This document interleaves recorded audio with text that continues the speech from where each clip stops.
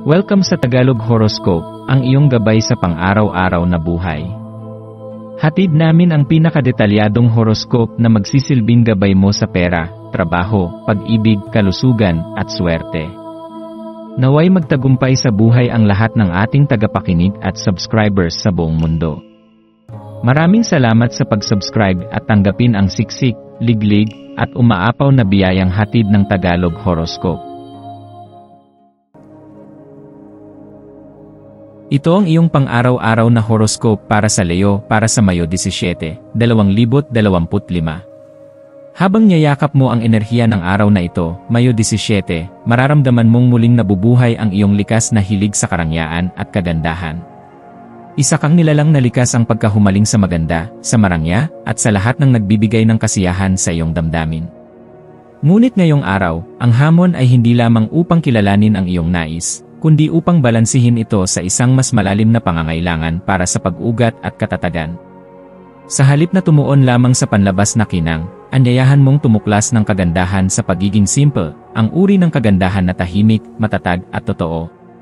Sa pamamagitan ng pagsasama ng iyong pagnanais para sa magara at ang kahalagahan ng panloob na katatagan, matutuklasan mong maaari kang mabuhay sa isang anyo ng kasaganaan na hindi lamang nakabase sa material kundi sa emosyonal at espiritual din. Sa ganitong kalagayan, hikayatin mong gumugol ng panahon upang tanungin ang sarili kung saan ka nakakaramdam ng pinakakomportable at tunay. Ang iyong karanasan ngayon ay maaaring maghatid sa iyo ng napakalinaw na paalala na ang tunay na kagandahan ay hindi palaging matatagpuan sa panlabas na anyo kundi sa tahimik na lakas na nanggagaling sa loob.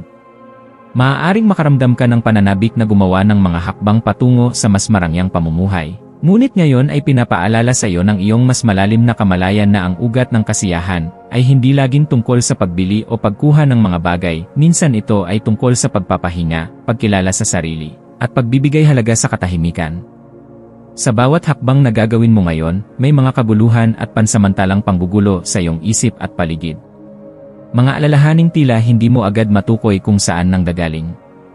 Ang mga distraksyon na ito ay maaaring porma ng ingay mula sa labas, mga usapan ng ibang tao, mga obligasyong hindi mo naman pinili, o mga internal na boses ng pagdududa at pagkabahala. Ngunit huwag kang magpadala sa mga ito. Tandaan mong taglay mo ang isang bihirang kakayahan, ang kakayahang gawing ginto ang mga negatibong enerhiya.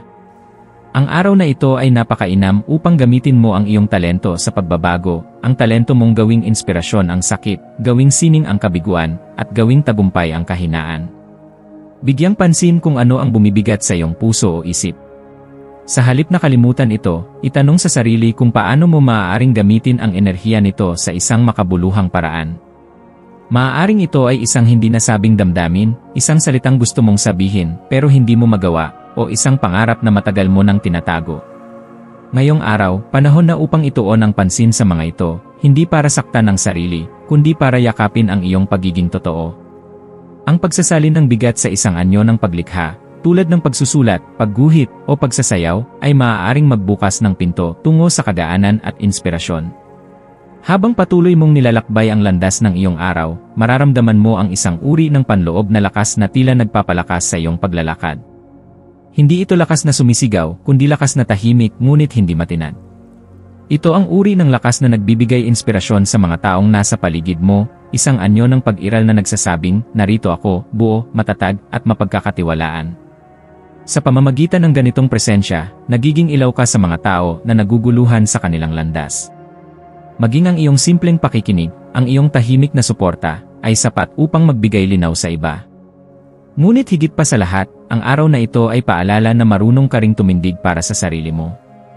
Hindi mo kailangang hintayin ang iba upang ipadama sa iyo ang halaga mo. Ikaw mismo ang nagsisilbing patunay na karapat-dapat kang pakinggan, bigyang halaga, at igalang. Sa gitna ng mga komplikadong emosyon, ng mga pagsubok na tila walang kasiguruhan, tandaan mong ang iyong tibay ang iyong gabay.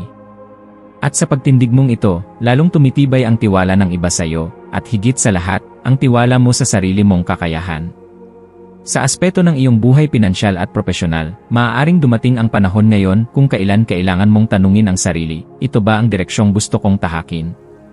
Marahil ay napapansin mong ang ilang gawain ay hindi na nakakapagbigay ng tuwa, o ang ilang layunin ay tila hindi na naayon sa puso mo. Ito ang oras upang muling suriin kung anong uri ng buhay ang gusto mong itaguyod.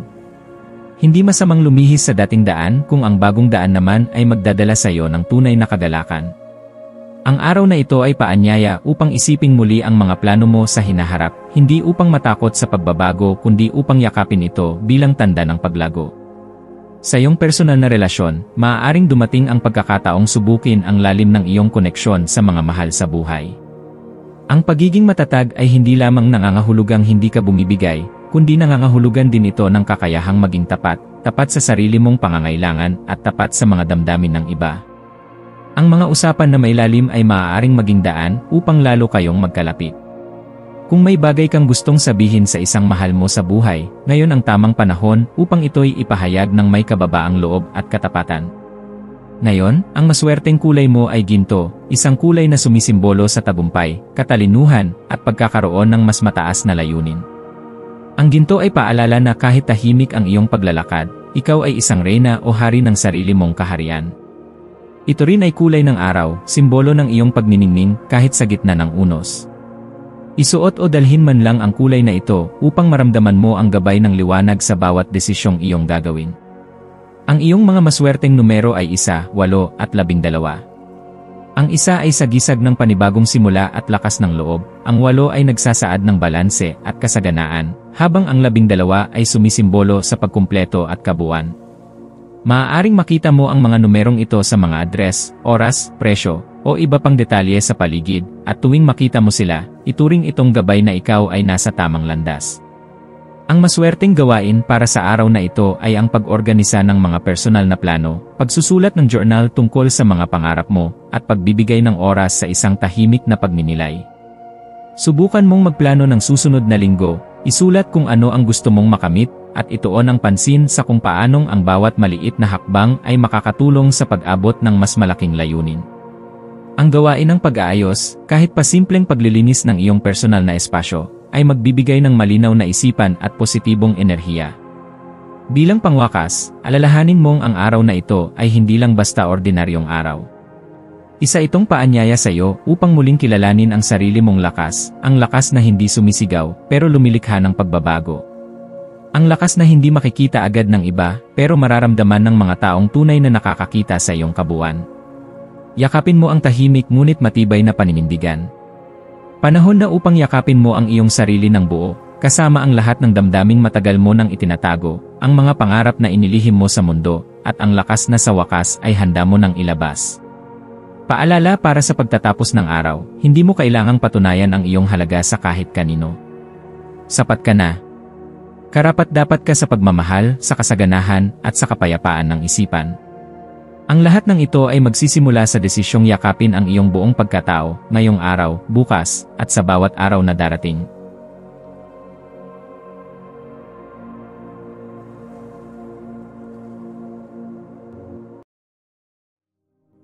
Tayo ay magkaroon ng kaunting sandali upang ipagdasal ang lahat ng mga dalangin ng ating mga subscribers. Na sana'y matamo nila ang kanilang mga pinapangarap sa buhay, magandang trabaho, mabuting kalusugan, payapa at masayang pamumuhay, at siksik, liglig at umaapaw na biyaya at kayamanan.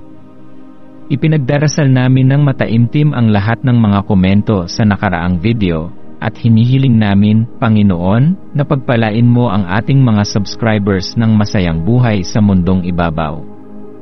Maraming salamat po. Maraming salamat sa panonood ng iyong horoscope ngayon araw. Naway gabayan ka ng mga bituin sa iyong landas. Huwag kalimutang mag-like, share, at subscribe para sa iba pang cosmic na kaalaman. Hanggang sa muli, manatiling konektado sa universo,